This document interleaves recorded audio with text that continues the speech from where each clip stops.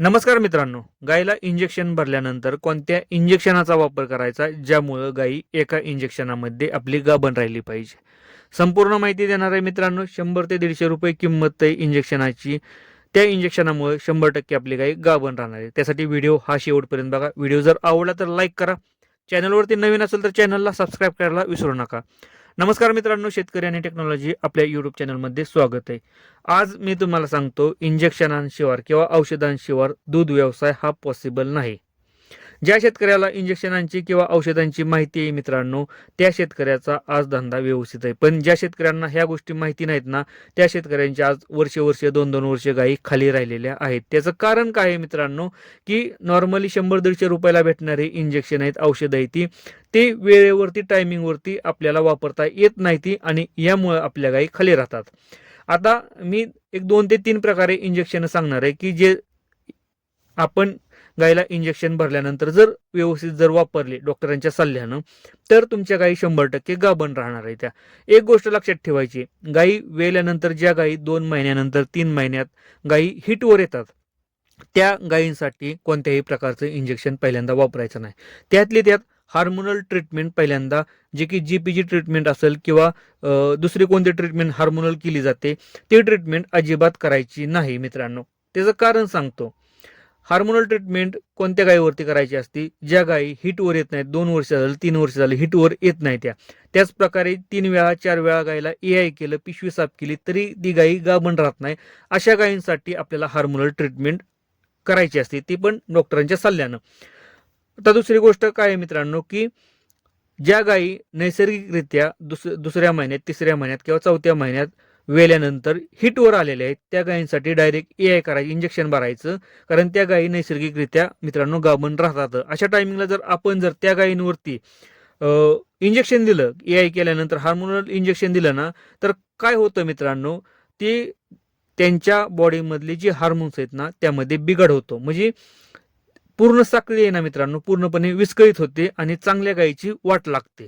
त्यामुळं ज्या गायी वेल्यानंतर हिटवर येतात ना लगेच, त्या गायींसाठी हार्मोनल ट्रीटमेंट करायची नाही. आता हार्मोनल ट्रीटमेंट कोणासाठी करायची? ज्या गायी 3 वेळा 4 वेळा एआय केल्यानंतर गाभण राहिली नाही, म्हणजे रिपीट झाली, त्या गायींसाठी ट्रीटमेंट करायची.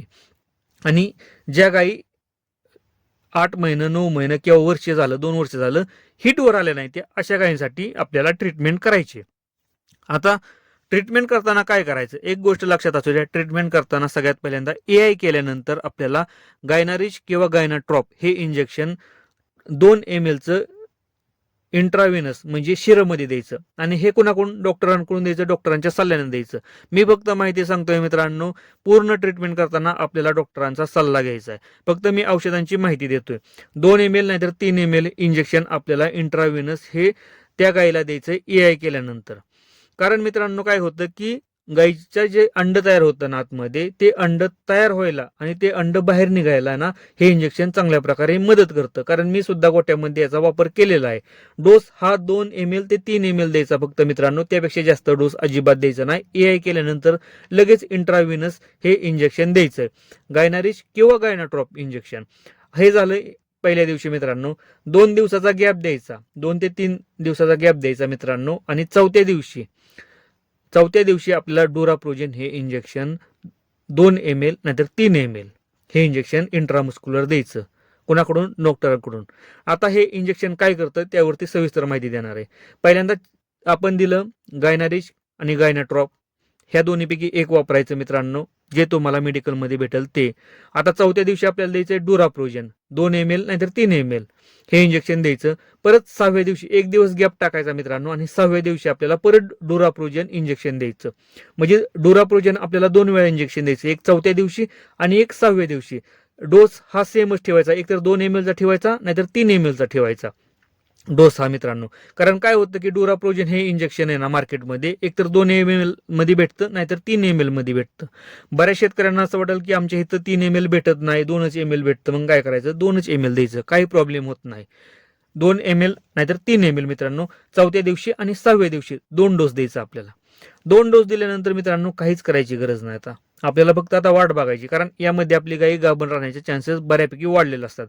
काय होतं मित्रांनो, तुम्हाला सांगतोय डोराप्रोजेन आणि हे इंजेक्शन दिल्यानंतर लक्षात असू द्या, आपली गायी रिपीट होते, रिपीट होण्यामागची बरेचसे कारण आहेत, पण त्यातलं एक हार्मोनल जर कारण असेल तर आपण हे हार्मोनल ट्रीटमेंट केली. आता बघा, पहिल्या दिवशी आपण गायनारिच दिलं किंवा गायनाट्रॉप हे इंजेक्शन दिलं. हे इंजेक्शन काय करतं की ओव्हरीमधनं अंड बाहेर काढायला मदत करतं. म्हणजे अंड जे पकलेलं नसतं ना मित्रांनो, ते पकवतं आणि त्यातून बाहेर काढतं.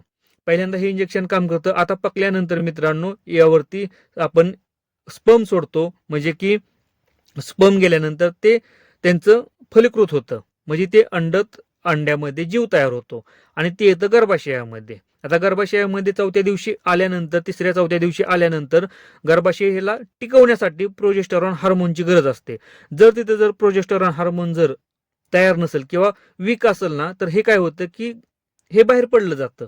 हे डोळ्यांना दिसत नाही मित्रांनो, हे खूप लहान असतं, हे डोळ्यांना अजिबात दिसत नाही. त्यातली एक प्रोसेस सांगतोय, हे गर्भ काय करतं, हे बाहेर टाकून देतं. मग आपल्याला चौथ्या दिवशी काय करायचंय, प्रोजेस्टेरॉनची ट्रीटमेंट करायची. आपण काय करतो, प्रोजेस्टेरॉन हे हार्मोन्स देतो.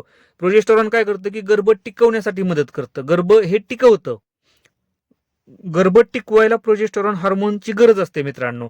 आणि हे काय करतं मित्रांनो की गर्भ टिकवण्यासाठी प्रोजेस्टेरॉन हे मदत करतं. म्हणून आपण चौथ्या दिवशी हे आपण हार्मोन्स दिलं.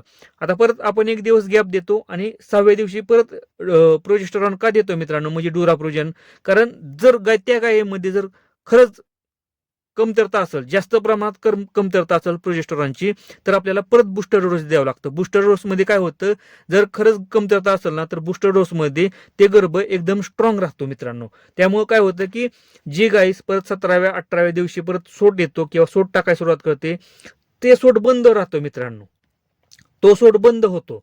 त्यामुळं गर्भ जर टिकून ठेवायचा असेल, चौथ्या दिवशी आणि 6व्या दिवशी डुराप्रोजन हे वापरायचं. यामध्ये काय होतं मित्रांनो, गाई गाभण राहण्याचे चान्सेस 99% राहतात ह्या इंजेक्शनामुळे. म्हणून मित्रांनो, पहिल्यांदा गायनारिच किंवा गायनाट्रॉप दोन्हीपैकी एक इंजेक्शन वापरा, 2 ml चा डोस ठेवा. आणि चौथ्या आणि 6व्या दिवशी डुराप्रोजन वापरा, 2 ml चा 3 ml चा डोस ठेवा मित्रांनो. यामध्ये तुमचं गर्भ टिकणार, म्हणजे जे तयार झाले वासरू ते राहणार आणि गर्भ सुद्धा व्यवस्थित टिकणार. थोडीशी माहिती घ्या मित्रांनो.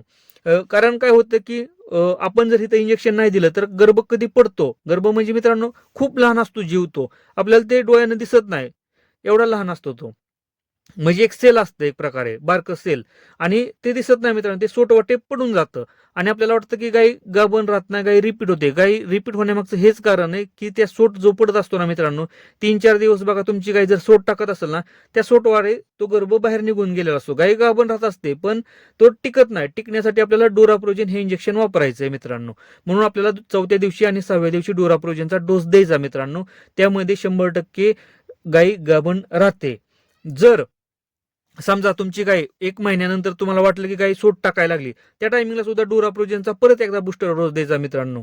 आणि हे करताना डॉक्टरांचा सल्ला घ्यायचा, सगळ्यात पहिल्यांदा डॉक्टरांना दाखवायचं अशा प्रकारे पाणी टाकते गाय. जर मित्रांनो तुम्ही जर थोडंसं फॉलो केला हे रूल, तर 100% रिपीट होणाऱ्या गायी सुद्धा गाभण राहतात. व्हिडिओ जर आवडला असेल तर लाईक करा, चॅनलवरती नवीन असेल तर चॅनलला सबस्क्राईब